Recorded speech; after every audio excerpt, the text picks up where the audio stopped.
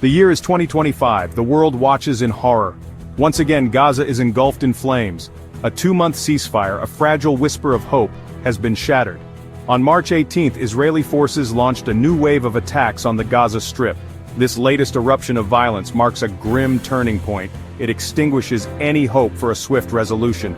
This is not just another news cycle, it's a human tragedy. This conflict is not just about land or ideology, it's about people. People like you and me, people caught in a cycle of violence they didn't choose, families huddled in fear, their lives on hold, children robbed of their childhoods, their laughter replaced by the deafening roar of bombs. The statistics are staggering. Over 50,000 Palestinian lives lost, thousands of Israelis killed. These aren't just numbers, they are mothers, fathers, sons and daughters. Their stories deserve to be heard. The recent attacks have been particularly devastating. Precision airstrikes, they are called. But there is nothing precise about the death and destruction they leave behind. The world watches, holding its breath. Will this be the moment things finally change? Or are we destined to repeat the mistakes of the past, condemning another generation to this cycle of suffering? One thing is certain, the path to peace is paved with the shattered dreams of innocent lives lost, and the time for action is now. Gaza, a small strip of land along the Mediterranean Sea, is home to over 2.2 million people. Imagine a place twice the size of Washington, D.C., crammed with more people than the entire city of Houston. That's Gaza. Now imagine that place under siege. That's Gaza today. The Israeli blockade, in place for over 2 decades, has crippled Gaza's economy and infrastructure. Basic necessities like food, water, and medicine are in critically short supply. The recent attacks have only exacerbated the situation. Hospitals are overwhelmed, struggling to cope with the influx of casualties. Power outages are frequent, plunging the already beleaguered population into darkness. Imagine the terror of a bombing raid with no light, no way to find your loved ones. The situation is dire. The United Nations has described it as a comprehensive humanitarian disaster. The people of Gaza are resilient. They have endured years of hardship and suffering, but their resilience is being tested like never before. They are trapped in a cage of concrete and steel, their lives held hostage to a conflict that seems to have no end. The international community cannot stand idly by while Gaza teeters on the brink of collapse. The time for action is now. Behind the headlines and the political rhetoric, it's easy to forget that this conflict is about real people. People like Ahmed, a young Palestinian doctor in Gaza City. He works tirelessly in a makeshift hospital, overwhelmed with casualties. The constant fear for his own safety and the safety of his family weighs heavily on him. Or consider Sarah, an Israeli mother living near the Gaza border. She lives in constant fear of rocket attacks, her days punctuated by the sound of sirens and the scramble for safety. Her children, scarred by years of conflict, have never known a life without fear. These stories, repeated thousands of times, illustrate the human cost of this conflict. The physical and emotional scars run deep, transcending borders and generations. The constant fear, the uncertainty, the loss of loved ones, these are the invisible wounds that continue to bleed long after the bombs have stopped falling. The conflict has also taken a toll on mental health. Rates of PTSD, anxiety, and depression are alarmingly high on both sides. Children in particular bear the brunt of this trauma. Their childhoods are stolen, replaced by the harsh realities of war. The human cost of this conflict cannot be measured in numbers alone. It's a story of broken lives, shattered dreams, and a generation robbed of its future. The United States, a global superpower and Israel's staunchest ally, finds itself in a delicate position. The Biden administration has publicly condemned the violence and called for a ceasefire. Yet, critics argue that American support for Israel emboldens its actions and undermines the peace process. Adding fuel to the fire, the Trump administration recently imposed a 17% tariff on billions of dollars worth of Israeli goods. This move, seen by some as a sign of fraying relations, has further complicated the situation. The upcoming visit of Israeli Prime Minister Benjamin Netanyahu to Washington is being viewed with a mix of anticipation and apprehension. Will this meeting ease tensions or exacerbate them? Can the U.S., with its complicated history in the region, be an honest broker for peace? The world is watching, hoping for a sign that America is willing to use its influence to bring this conflict to an end. The U.S. walks a tightrope. On one side is its unwavering commitment to Israel's security. On the other side is the growing international pressure to address the humanitarian crisis in Gaza and hold Israel accountable for its actions. The path forward is fraught with challenges, but one thing is clear: the U.S. cannot afford to remain silent. The time for decisive action is now. Section 5. The world reacts. A chorus of condemnation and calls for peace. The international community, long accustomed to the seemingly intractable Israeli-Palestinian conflict, has reacted with a mixture of outrage and resignation. The recent escalation of violence has sparked protests around the world, with people demanding an end to the bloodshed. Egypt, a key player in the region, has stepped up its diplomatic efforts, proposing a new ceasefire and prisoner exchange deal. The Arab League, meanwhile, has put forth a comprehensive plan for peace, endorsed by numerous countries, that aims for a more permanent solution. However, the international community's response has not been without its contradictions. France, despite an ICC arrest warrant against Netanyahu for war crimes, allowed his plane to pass through its airspace.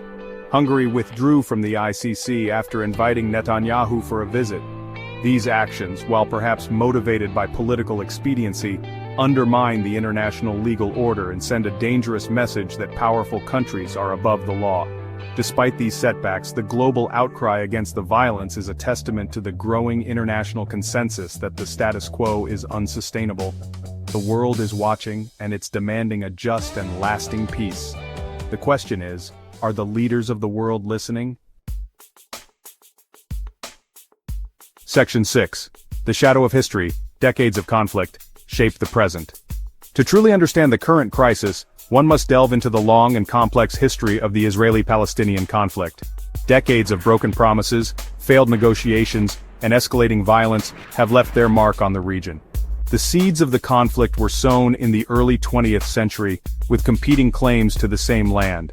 The creation of the State of Israel in 1948, while a momentous occasion for the Jewish people, resulted in the displacement of hundreds of thousands of Palestinians, creating a refugee crisis that continues to this day.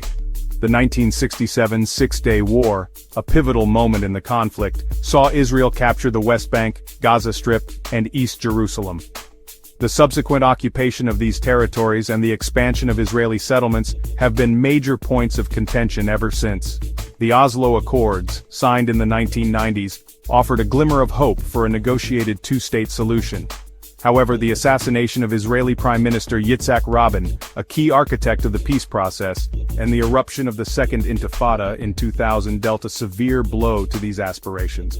The current situation in Gaza is a direct result of this long and bloody history. The blockade, the settlements, the violence, they are all symptoms of a deeper, more intractable conflict. Unless and until the root causes of this conflict are addressed, the cycle of violence is likely to continue. Section 7. Netanyahu's tightrope walk, domestic pressure and international condemnation. Israeli Prime Minister Benjamin Netanyahu finds himself walking a tightrope.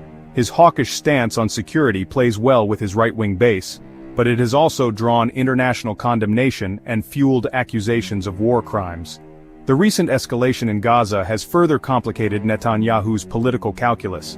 While he has vowed to continue the military operation until Hamas releases Israeli hostages, the mounting civilian casualties have sparked protests within Israel and abroad. Adding to his woes, the International Criminal Court issued an arrest warrant for Netanyahu in 2024 for war crimes and crimes against humanity related to Israel's actions in Gaza. This warrant, while largely symbolic, has further tarnished Israel's international reputation and put Netanyahu in a difficult position. Netanyahu's upcoming visit to Washington is seen as a crucial test of his leadership. He will need to balance his domestic political considerations with the need to repair relations with the international community and find a way out of the current crisis. The stakes are high, and the world is watching. Section 8. A glimmer of hope, diplomatic efforts and the potential for peace. Amidst the despair and destruction there are glimmers of hope. Diplomatic efforts, though often overshadowed by the violence, continue behind the scenes.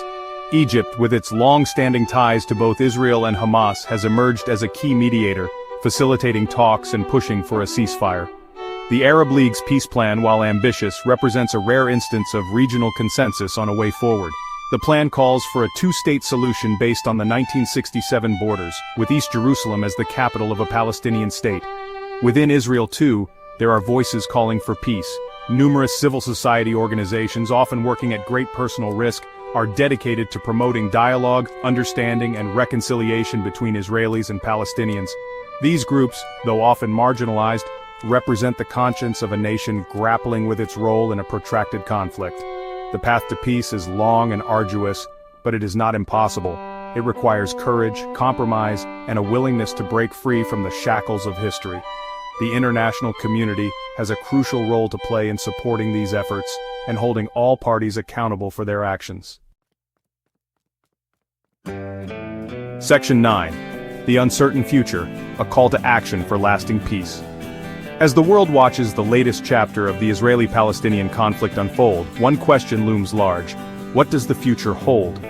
The answer, unfortunately, is far from clear. The cycle of violence, deeply entrenched after decades of mistrust and animosity, shows no signs of abating. Yet even in the darkest of times, hope persists. The human spirit, as we have seen time and again, is remarkably resilient.